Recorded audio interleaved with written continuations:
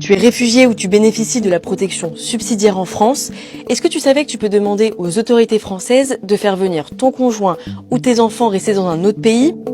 On t'explique les différentes procédures pour déposer une demande. Déjà, il y a la réunification familiale.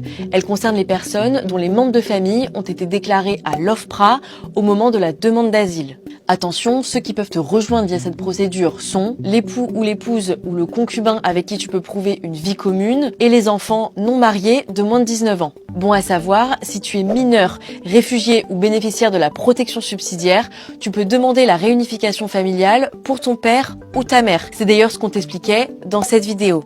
Pour cette procédure de réunification familiale, il n'y a aucune condition de logement ou de revenu à remplir. Les membres de la famille doivent directement faire une demande de visa long séjour avec tous les documents nécessaires auprès de l'ambassade de France dans le pays où ils se trouvent. Une fois la demande déposée, c'est le ministère de l'Intérieur français qui décide d'accorder ou non le visa à la famille. Mais attention, l'étude de la demande peut prendre entre 2 à 8 mois.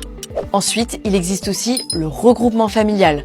Cette procédure vous concerne si vous vous êtes marié ou si vous avez eu des enfants après avoir demandé l'asile ou la protection subsidiaire en France. Dans ce cas-ci, il faudra notamment remplir ce formulaire de demande de regroupement familial. Et il faut aussi remplir plusieurs conditions.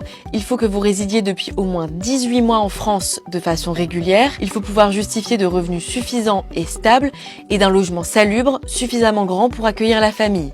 Ensuite, c'est l'OFII qui vérifie votre dossier, puis qui le transmet à la mairie de votre commune de résidence et enfin à la préfecture qui prend la décision finale. Si vous n'avez pas de réponse dans un délai de 6 mois, ça veut dire que votre demande a été refusée. Et si tu es citoyen français, ta famille à l'étranger, conjoint, enfant ou parent, peut aussi faire une demande de visa long séjour pour venir te rejoindre. Pour plus de détails sur ces procédures, tu peux consulter les fiches pratiques sur le site réfugiés.info et service-public.fr.